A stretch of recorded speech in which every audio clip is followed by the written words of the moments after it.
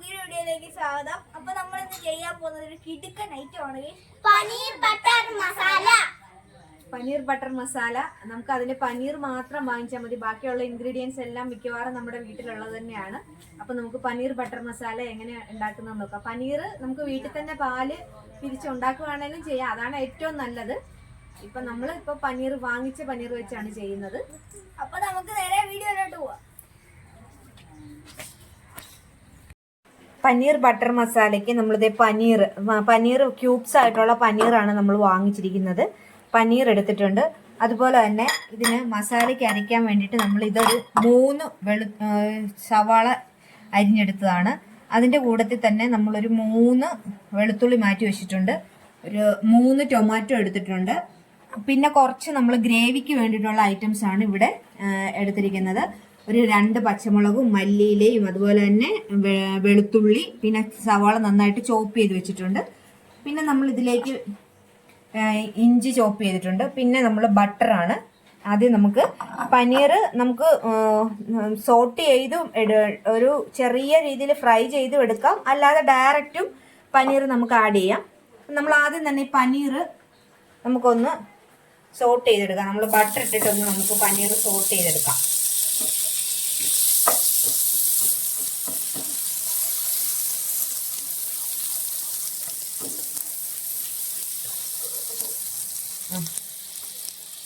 നമ്മൾ ബട്ടർ ഇട്ടു. അത് കഴിഞ്ഞ് നമ്മൾ ഈ പനീർ ഒന്ന് ജസ്റ്റ് നല്ല ഫ്രൈ ഒന്നും ആവണ്ട, ജസ്റ്റ് ഒന്ന് ഷാലോ ഒന്ന് ഫ്രൈ ചെയ്തെടുത്താൽ മതി. ഫ്രൈ ചെയ്യാതെ ഡയറക്റ്റ് ഇട്ടാലും ഒരു കുഴപ്പമില്ല. നമ്മളൊന്ന് ഫ്രൈ ചെയ്തിട്ട് എടുക്കുവാണേ. നന്നായിട്ടൊന്ന് റോസ്റ്റ് ചെയ്തെടുക്കുക.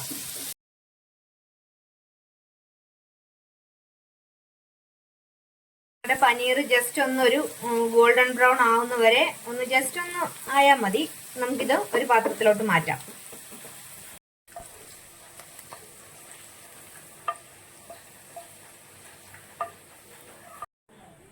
ഇനി നമ്മൾ ഈ മസാലയ്ക്കുള്ള പേസ്റ്റ് അരച്ചെടുക്കാനായിട്ടുള്ള ഇത് എടുക്കുവാണ്.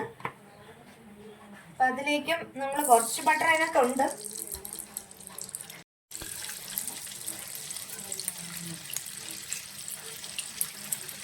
ഇതിലേക്ക് നമ്മളൊരു 4 ഗ്രാമ്പു, അതുപോലെ തന്നെ ഒരു 4 ഏലക്ക ഇത് ചേർത്ത് നന്നായിട്ടൊന്ന് സോട്ട് ചെയ്തെടുക്കണം.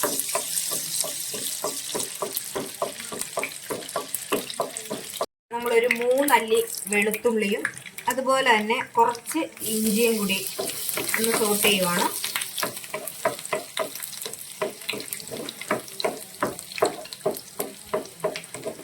ഇനി ഇതിലേക്ക് നമ്മൾ അരിഞ്ഞു വെച്ചിരിക്കുന്ന 3 സവോളയാണ്. ഇത് 3 സവോള ചെറുതായിട്ട് അരിഞ്ഞതാണ്.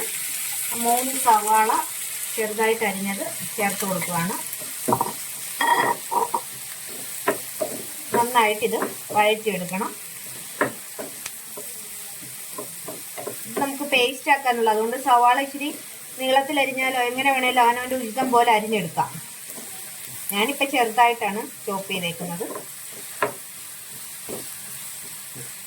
ഇതിലേക്ക് നമ്മൾ അരിഞ്ഞു വെച്ചിരിക്കുന്ന തക്കാളിയും കൂടി ചേർത്ത്, 3 തക്കാളിയാണ് നമ്മൾ എടുത്തത്, അതും കൂടി ചേർത്ത് നന്നായിട്ട് സോട്ട് ചെയ്യാം. നമുക്കിതൊന്ന് മിക്സ് ചെയ്തതിന് ശേഷം ഒന്ന് അടച്ചു വെച്ച് നന്നായിട്ട് വേവിക്കാം. ഇത് അടച്ചു വെച്ച് നന്നായിട്ടൊന്ന് വഴണ്ടു വരട്ടെ. ഇപ്പം നമ്മൾ ഇട്ടത് ഒരുവിധം പകുതി ഹാഫ് വേവ് ആയിട്ടുണ്ട്. അപ്പം ഇതിലേക്ക് നമുക്ക് ഒരു 10-15 കശുവണ്ടി കൂടി നമുക്ക് ഇട്ട് കൊടുത്തിട്ട് ഒന്നും കൂടി നന്നായിട്ടൊന്ന് സോട്ട് ചെയ്യാം. അപ്പം നമുക്ക് ഇത് അരച്ചെടുക്കാനുള്ള, പേസ്റ്റ് ആക്കാനുള്ള ഇത് ആയിട്ടുണ്ട്. നമുക്കിതൊരു പാത്രത്തിലോട്ട് മാറ്റാം. എന്നിട്ട് തണുത്തിട്ട് നമുക്ക് ഇത് പേസ്റ്റ് ആക്കി എടുക്കാം.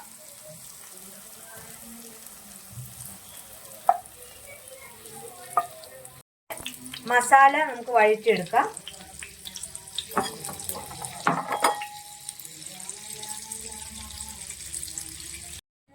ആദ്യം നമുക്ക് വെളുത്തുള്ളി, ഇഞ്ചി ചോപ്പ് ചെയ്തത്,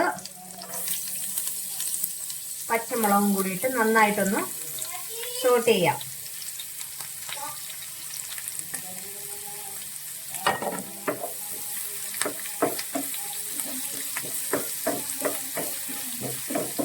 നല്ല ഗോൾഡൻ ബ്രൗൺ ആയിട്ടുണ്ട്. ഇനി നമുക്കിതിലേക്ക് നമ്മുടെ ചോപ്പ് ചെയ്ത് വെച്ചിരിക്കുന്ന ഒനിയൻ ചേർത്ത് കൊടുക്കാം.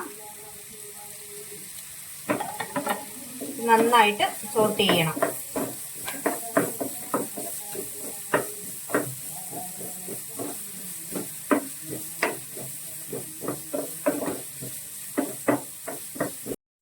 നമ്മുടെ ഇത് നല്ല ഗോൾഡൻ ബ്രൗൺ ആയിട്ടുണ്ട്. ഇനി നമുക്ക് ഇതിലേക്ക് പൊടികൾ ചേർത്ത് കൊടുക്കാം. 1/4 സ്പൂണോളം മഞ്ഞൾപ്പൊടി ചേർത്തിട്ടുണ്ട്. അതുപോലെ തന്നെ ഇത് ചെറിയ സ്പൂൺ ആയതുകൊണ്ട് ഒരു 2.5 സ്പൂണ് മുളക് പൊടി ചേർത്തിട്ടുണ്ട്. അതുപോലെ തന്നെ ഒരു 2 സ്പൂണ് മല്ലിപ്പൊടിയും പിന്നെ ആവശ്യത്തിന് ഉപ്പ്, ഗരം മസാല പൊടിച്ചതും കൂടി ചേർക്കുവാണ്. 1 ടീസ്പൂണോളം ഗരം മസാല പൊടിച്ചത്.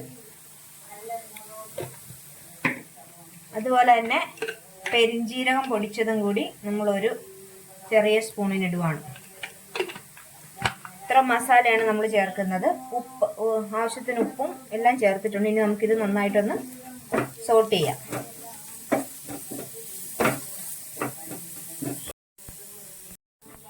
ഇതിന്റെ പച്ചപ്പ് നന്നായിട്ട് മാറുന്നത് വരെ നമ്മൾ നന്നായിട്ട് സോട്ട് ചെയ്ത് ഈ മിക്സറുമായിട്ട് ചേർക്കണം. അരച്ച് വെച്ചിരിക്കുന്ന ഈ പേസ്റ്റ് നമ്മൾ ഇതിലേക്ക് ചേർക്കുവാണ്.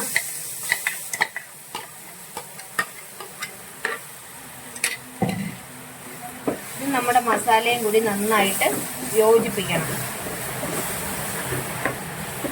നമ്മുടെ പേസ്റ്റ് നമ്മൾ ഇതിലോട്ട് ചേർത്തിട്ടുണ്ട്. ഇനി നമുക്ക് കുറച്ച് ആവശ്യത്തിനുള്ള വെള്ളം കൂടി നമുക്ക് ഇതിനകത്തോട്ട് ചേർത്ത് നമുക്ക് ഈ മസാല നന്നായിട്ട് മിക്സ് ചെയ്യണം.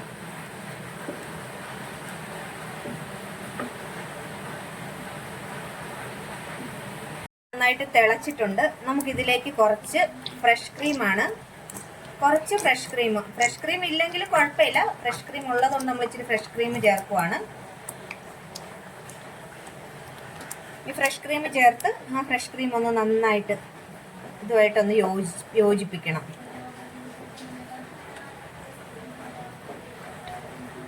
അതിനുശേഷം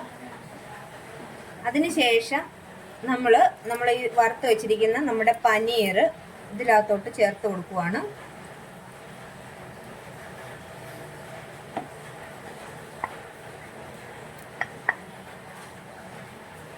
നമ്മുടെ പനീറും കൂടി നമ്മൾ ചേർത്തിട്ടുണ്ട്. ഇനി നമ്മൾ കുറച്ച് മല്ലിയിലയും കൂടി ചേർത്ത് കൊടുക്കുവാണ്. ഇനി ഇത് നന്നായിട്ടൊന്ന് വേവിക്കണം. നമുക്ക് അടച്ചു വെച്ച് വേവിക്കാം.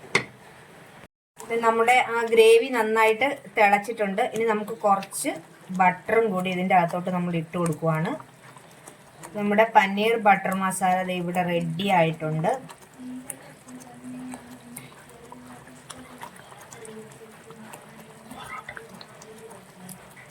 നല്ലവണ്ണം ബട്ടർ ഇട്ട് കൊടുക്കട്ടെ.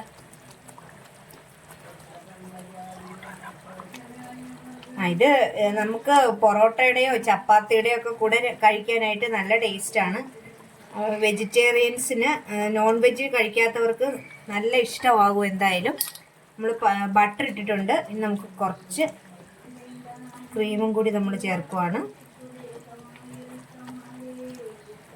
നമ്മുടെ പനീർ ബട്ടർ മസാല ഇവിടെ റെഡി ആയിട്ടുണ്ട്. നമ്മുടെ പനീർ ബട്ടർ മസാല ഇത് റെഡി ആയിട്ടുണ്ട്. കണ്ടോ, പനീറെല്ലാം നല്ല പനീറാണെങ്കിൽ നമുക്ക് നല്ല ടേസ്റ്റിൽ കിട്ടും. വീട്ടിൽ തന്നെ പനീർ ഉണ്ടാക്കി ഉപയോഗിക്കാൻ പറ്റുന്നവരാണെങ്കിൽ അങ്ങനെ ഉപയോഗിക്കുക. പനീർ ബട്ടർ മസാല ഇത് റെഡി ആയിട്ടുണ്ട്.